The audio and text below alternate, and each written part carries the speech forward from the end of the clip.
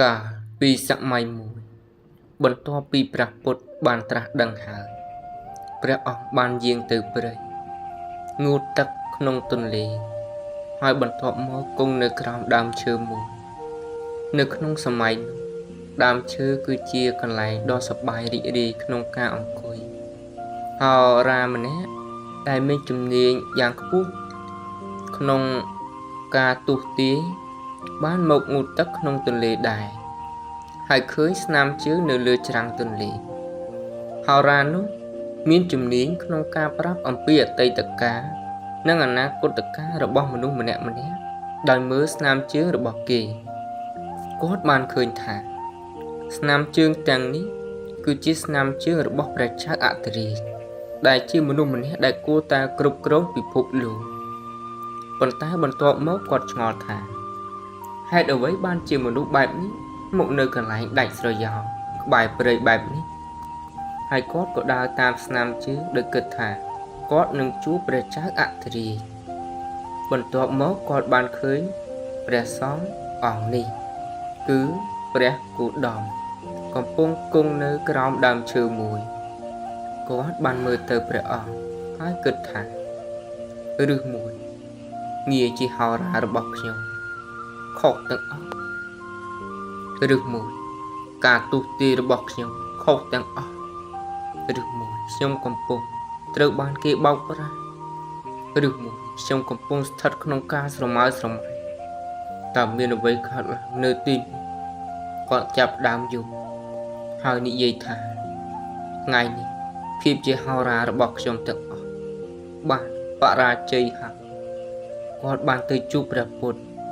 ហើយសួរព្រះអង្គថាអ្នកជាអ្នកណាព្រះពុទ្ធមានបន្ទូលថា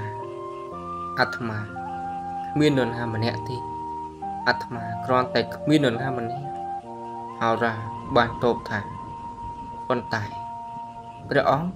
មានជើងរបស់ព្រះចៅអធិរាជព្រះអង្គគួរតែសញ្ជ័យពិភពលោកព្រះពុទ្ធញញឹមហើយមានបន្ទូលថាអាត្មាគឺជាអធិរាជនៃពិភពលោកហោរានិយាយថាប៉ុន្តែព្រះអង្គគឺជាព្រះសង្ឃព្រះអង្គគ្មានអ្វីសោះព្រះពុទ្ធមានបន្ទូលថាអាត្មាគ្មានអ្វីសោះហើយអាត្មាគ្មាននរណាម្នាក់ទេនោះហើយជាមូលហេតុដែលអ្វីៗទាំងអស់ជារបស់អាត្មាហោរាមានការភ័ន្តច្រឡំបន្ទាប់ពីស្ដាប់ព្រះពុទ្ធហើយនិយាយថាខ្ញុំមិនអាចយល់ពីអ្វីដែលព្រះអង្គកំពុងនិយាយទេសូមពន្យល់ខ្ញុំផងហោរានៅតែយំព្រះពុទ្ធមានបន្ទូលថាអ្នកឃើញទេមានអធិរាជពីរប្រភេទនៅក្នុងពិភពលោកនេះមួយគឺអ្នកដែលបានសញ្ជ័យពិភពលោកទាំងមូលដោយអំណាចនិងការគៀបសង្កត់ហើយមួយទៀតគឺអ្នកដែលបានសញ្ជ័យខ្លួនឯងអ្នកដែលបានសញ្ជ័យតណ្ហាកំហឹងលោភលន់ការជាប់ជំពាក់និងអំនួតនៅក្នុងខ្លួនគេអ្នកដែលបានសញ្ជ័យពិភពលោកចក្រភពរបស់គេនឹងបាត់បង់នៅថ្ងៃណាមួយប៉ុន្តែអ្នកដែលបានសញ្ជ័យសត្រូវនៅក្នុងខ្លួនគេចក្រភពរបស់គេនឹងមិនចេះចប់ទេបន្ទាប់មកព្រះពុទ្ធបានយាងទៅជិតហោរានោះជួយសម្រាលទុក្ខគាត់ហើយមានបន្ទូលថាកុំយំអីភាពជាហោរារបស់អ្នកមិនបរាជ័យទេព្រោះតាមពិតអធិរាជពុទ្ធប្រកបគឺជាអ្នកដែលបានសញ្ជ័យសត្រូវទាំងអស់នៅក្នុងខ្លួនគេប្រសិនបើយើងមើលក្នុងជីវិតរបស់យើងនឹងឃើញថាទាំងអស់គ្នាផ្ដល់សារៈសំខាន់យ៉ាងខ្លាំងចំពោះវត្ថុលោកីនិងសេចក្តីរីករាយប៉ុន្តែអ្វីក៏ដោយដែលអ្នកសម្រេចបាននៅក្នុងពិភពសម្ភារៈនេះ